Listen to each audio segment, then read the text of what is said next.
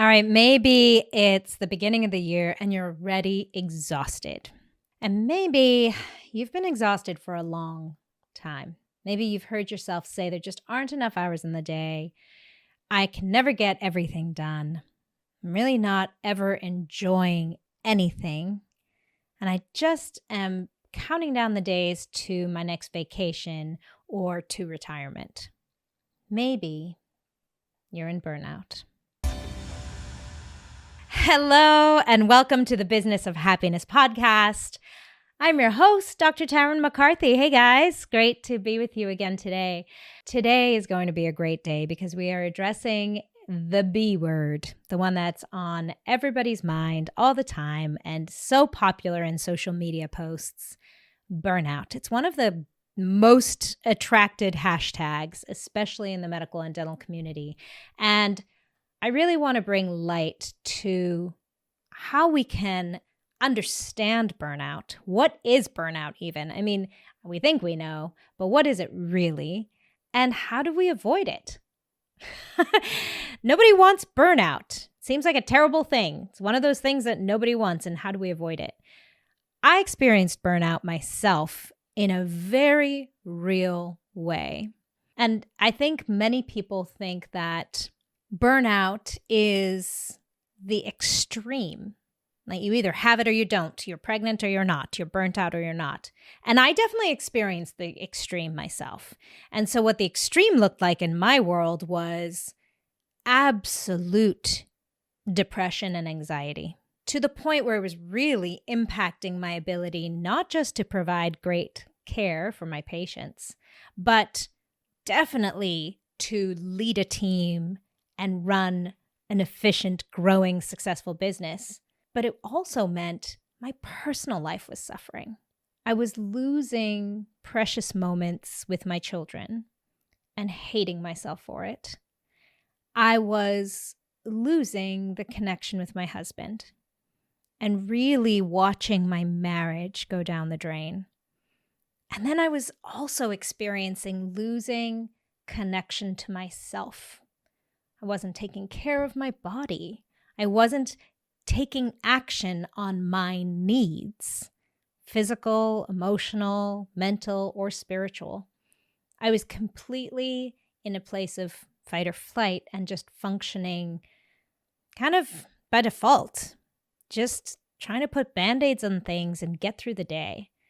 And that's what burnout really looked like to me. And it was so interesting because burnout at the time, 16 years ago, was happening when I was in practice, owning a business, owning an orthodontic practice, and trying to raise 2 toddlers. And when I worked through that and I came out on the other side and I did all the work and refound myself and all the incredible practices and tools that I now teach on how to support yourself through that, I recently started experiencing some of those symptoms again, outside of dentistry and in the coaching space.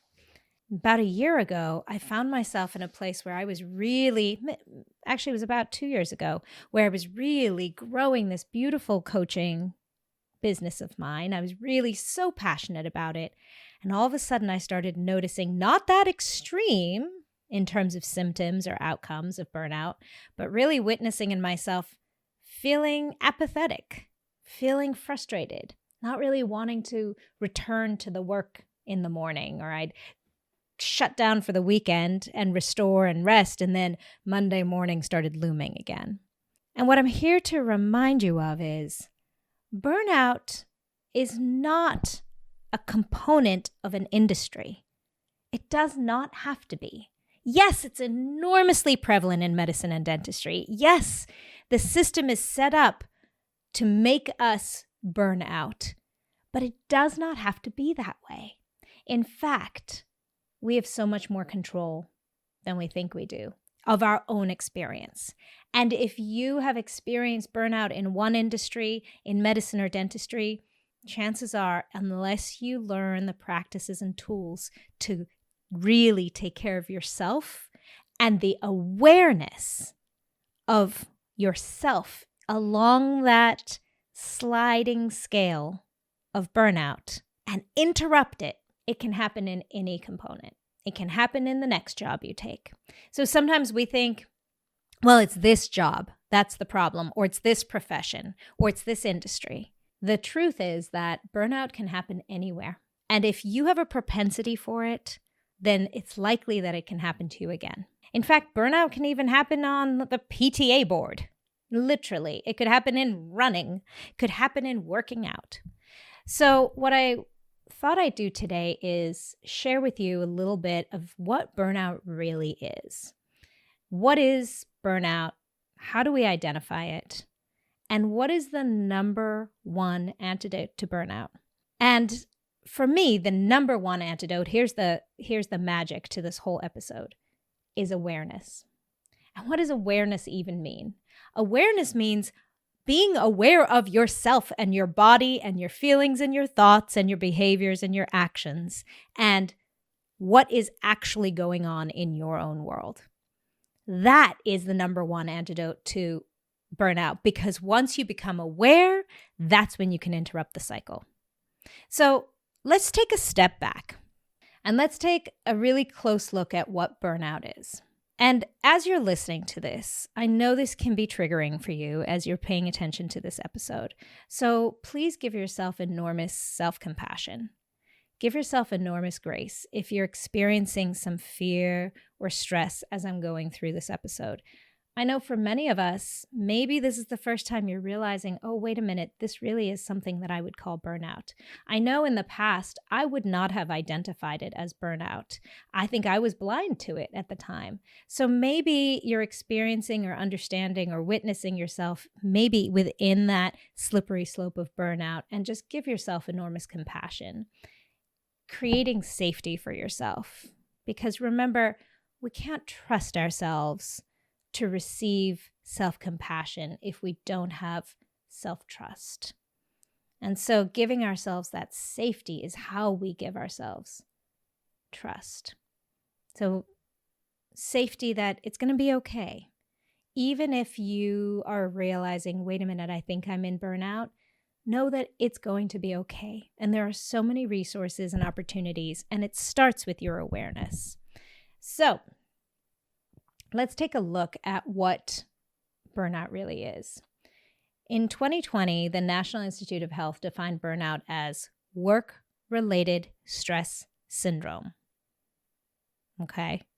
And they identified it as being related or resulting from chronic exposure to job stress. Now that feels very nebulous. Really interesting.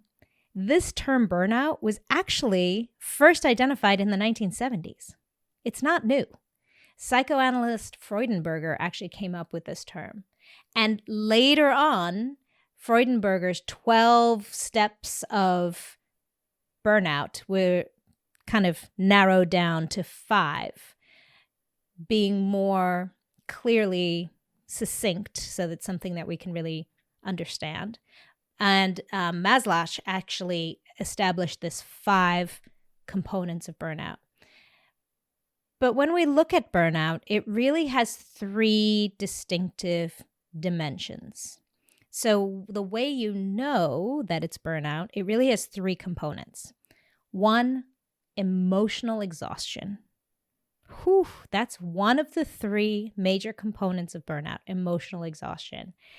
And right there, I think if you had said this to me 15 years ago, it would have hit me over the head like a ton of bricks, because I just thought that was what I was living with. I thought that was what the rest of my life would be.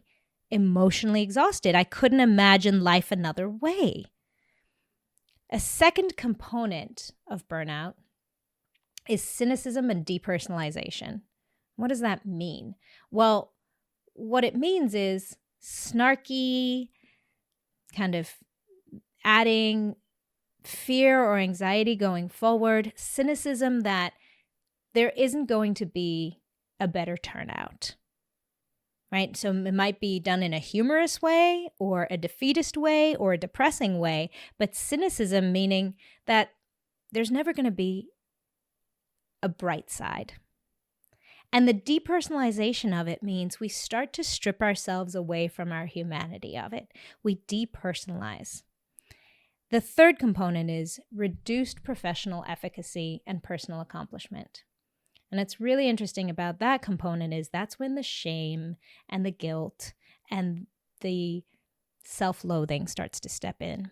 And it's what I found really interesting over doing all the research over all the years is that there really isn't a difference between the sexes in terms of prevalence of burnout. So men and women experience burnout differently. But what's really fascinating is that they experience it at the same prevalence, but their experience of burnout is slightly different. And when I talk about those three components, the first, emotional exhaustion, the second, cynicism and depersonalization, and the third, reduced professional efficacy and personal accomplishment, the first two, men and women experience in the same degree and the same prevalence. So emotional exhaustion and cynicism and depersonalization. When it comes to burnout, they both experience those to the same degree. But interestingly, women experience reduced professional efficacy and personal accomplishment to a greater degree, almost twice as much than men. And what that literally translates to is feeling terrible about yourself, looking at your work and thinking you're not good at it anymore, thinking you're not making a difference in this world, and detracting from all the great accomplishments that you already have made, kind of devaluing not only the work you're doing, but your value as a human being in this world. Fascinatingly, women tend to do that twice as often as men when they're in burnout. So I mentioned to you that there were 12 stages originally defined by Freudenberger, and then later it was simplified to a five-stage model. And I think it's worth sharing with you here because this is how we gain awareness. So I promised you the number one antidote to burnout, and this is it. When we know better, we can do better. Not do better, but having awareness allows us to interrupt, make a new choice. So let's just outline those 5 stages, and I think this is going to be enormously illuminating for you. Step 1 is called the honeymoon phase. And when Freudenberger looked at the stage, he really saw the honeymoon phase as accepting responsibility, kind of a commitment to the job. So I remember, or I consider this stage a time when I remember just after getting out of dental school and orthodontic residency, and actually just after I purchased my practice. It's defined by high production levels, excitement. It's when we pour ourselves into our work. Another time I remember being in this honeymoon phase, which really is stage 1 of burnout. Now, just because you go into stage 1 doesn't mean you're going to continue down all 5 stages. But I remember this also when I opened my first scratch start practice in Maine, and it was exciting, right? I was pouring myself into it. This is when we sometimes work 7 days a week. We get so excited about something, but we're passionate. The endorphins are kind of bubbling up. We're feeling excited. Sometimes people refer to this as good stress, right? It's a project that you're embarking on that you've always had a dream to do. It's identified as a stage of unbridled optimism, sustained energy levels. You can't believe you can stay up that late working on this. You're so excited about it. Free-flowing creativity. And that component, the free-flowing creativity, is still an indication that we're not in extreme fight or flight, right? We can still access those parts of our brain, those executive functions, where this still feels fun. I'm committed, I'm all in, I'm passionate, I'm having a great time. There's adrenaline, there's endorphins, there's dopamine, but you're not yet running from a bear. In fact, things are feeling good. They're feeling aligned and excited. Stage 2 is the onset of stress. So this is the stage when we start to see losing the ability to focus, reduction in sleep quality. Isn't it funny how quickly we go from stage 1 to stage 2? Stage 2 even has a component of lack of social interaction. Oh, and I remember that as well, when I thought it was just me wanting to be a little more introverted. Like recognizing I'm out with patients on stage all day long, performing all day long. I'm exhausted at the end of the day. And so we start retreating a little bit from social interaction. This stage is also identified as having slightly lower production, slightly lower productivity. And in steps in stage 2, anxiety. We also see avoidance of decision making. And I remember this as well. I used to say this was just decision fatigue, right? Like I make decisions all day. I just don't need another one. I remember even saying that about dinner. I can't even think about what you guys decide what's happening for dinner because I've made too many decisions today. Stage 2 is also where we start to see neglect of personal needs. So just pay attention there. I think even I recognize that even during dental school. Definitely many components of stage 2 were beginning to percolate even in dental school for me. Stage 3 of burnout is categorized as persistent tiredness, procrastination, resentfulness. And I think this resentfulness component is the key turnaround point where we start to see that we actually start resenting the very thing that we were so excited to create and birth. We see continued social withdrawal.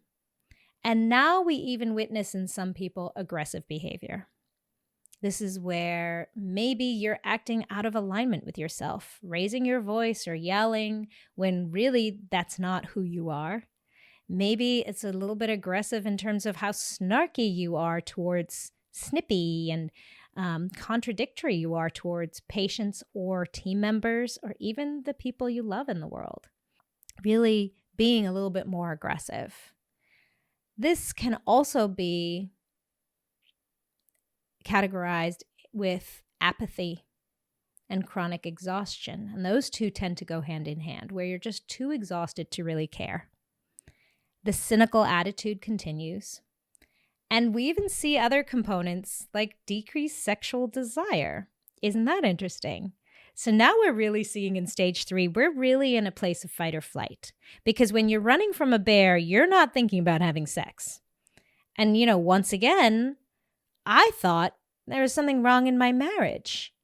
Looking back now, I really see I was in burnout. I was in stage 3 of burnout. Stage 3 is tricky because it also has a component of denial of problems. Oh, this is hard because people who are in stage 3 of burnout deny that they are, even to themselves. I'm not in burnout, but there is a very large component of feeling threatened or pressured. This component of stage 3 of burnout for me looms very large with many of the clients I speak to when they feel like there's being a lot put on them. There's a lot of pressure from their patients, a lot of pressure from their referring dentists, a lot of pressure from their families. And what we see in behavioral components of stage 3 is an increase, an uptick in drug and alcohol consumption. Why? Because those two things, drugs and alcohol, are chemical depressants of your nervous system or stimulant, depending, but it's allowing you to change the way you feel. So when we get into this chronic state of fight or flight or stress, our bodies are craving feeling different. Sometimes alcohol just allows you to slow down at the end of the day. But sometimes it's just a component of, I just need to feel different than I'm feeling right now in this body. And stage 4 is true burnout. So remember, there are 5 stages, so we haven't even gotten to stage 5 yet, but stage 4, Freudenberger called burnout. And burnout is obsession with problems. Everything feels like a problem, and we perseverate and obsess over the problems. Things feel much bigger than they really are. This is when our problems seem insurmountable, when we start having a very pessimistic outlook. nothing's ever going to get better. Stage 4 of burnout is when we start to see physical symptoms. So this is in your body. We start seeing our bodies breaking down. And you know what's so interesting? I have to tell you this, is that a couple years ago when I was really building my coaching practice, I was trying to survey specifically women in dentistry, all ages, all levels of experience, and understanding what was their greatest pain point, what was bothering them the most, what were their biggest obstacles. And I thought it was going to be money, because that was definitely a fear of mine, especially with rising student loan debts, and that always feels threatening. But you know what was greater concern with all the women I interviewed, even more than money? Physical pain and the fear that their bodies would give out on them before they were ready to retire, or that they had started autoimmune problems, chronic pain. For me, that was migraines, chronic migraines. Some people, chronic issues with their arms, their backs, their necks, and their shoulders. And what's so interesting is how clear Freudenberger was that physical symptoms are a component, a very large component of burnout. And it makes a lot of sense when we recognize that one way that we get down that slippery slope of progressing from stage 1 all the way to stage 4 in burnout is lack of awareness. When we stop listening to our bodies, we don't catch it with those early warning signs. We push through. And that's why the number one antidote to burnout is awareness, simply being aware, and nobody else is in your body.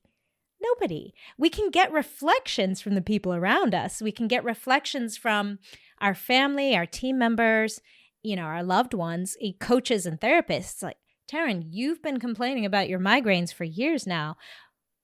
But it takes the awareness, the self-awareness, that is a component of burnout. Another component in stage 4 is self-doubt. And this one breaks my heart so much because we're talking about incredibly accomplished, capable, brilliant, compassionate men and women who have had incredible dreams. And when self-doubt steps in, it really becomes a monster all of its own. Social isolation goes to a new level in stage 4. Interestingly, chronic headaches is a component of stage 4. Chronic GI problems is a component of stage 4. And that makes so much sense with the gut-brain interaction, of course, and now this hyper level of stress. So all those stress hormones are really messing up with our GI system, and we're also not eating and hydrating responsibly because that self-care has definitely dropped. We're no longer serving our own needs and listening to our bodies the way that we should. It's that neglect of personal needs. And then another component is escapist activities. So escapist activities could be anywhere from alcohol and drugs to Netflix, right? Just escaping into imaginary worlds. Other escapist activities are, and here's a big one, excessive exercise. So of course, exercise is so good for you. But when you're using excessive exercise as a way to escape, that's when we start realizing, oh, wait a minute, I'm escaping my life.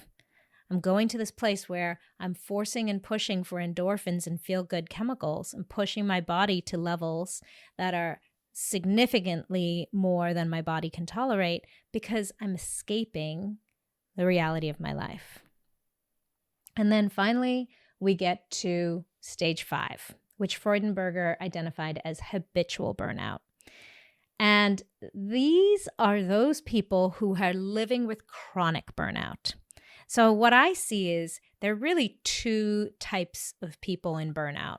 One where it takes you all the way to the ground to your knees, and you hit rock bottom, or burnout that simmers and becomes a chronic lifestyle.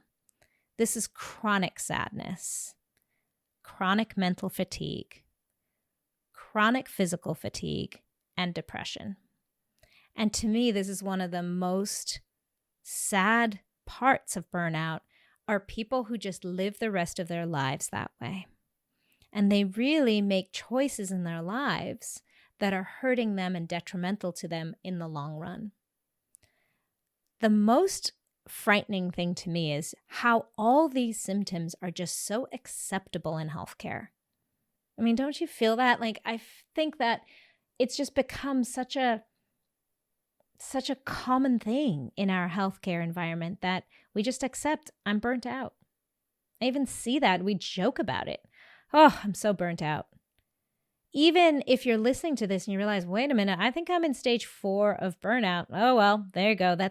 I've made my bed and I've got to lay in it. And it doesn't have to come with the territory. Burnout does not have to be a life sentence. And being a doctor or a dentist does not have to mean that you're going to have to experience burnout the rest of your life. It doesn't have to be a job hazard. To be an excellent physician or a dentist does not require burnout. And yet so often I think we put a badge of honor on pushing through and pushing past. So I wonder, as you're listening to this episode, I wonder if you're identifying yourself as being somewhere along that trajectory of burnout.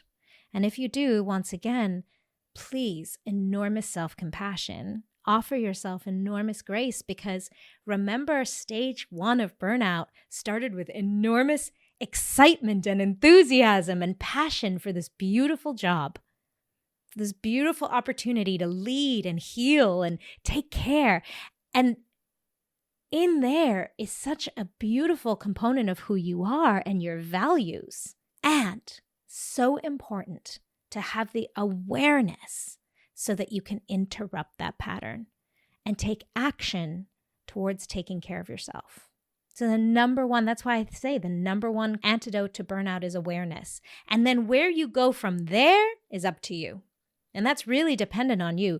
Maybe it looks like finding support in a coach or a therapist. And maybe it looks like finding support in a coaching group and surrounding yourself with an incredible community that can show you a new way, that can reflect a new way instead of this paradigm that we've established in medicine and dentistry that necessitates burnout. Rather, surround yourself with people who know how to be incredible leaders, incredible change makers in our industry, and do so from an empowered place, not a self-destructive place. And maybe it looks like giving yourself a break. Literally, taking a break. Going on vacation, putting the work down, finding out who you are without the white coat, giving yourself permission to really see that you're so much bigger than what you do.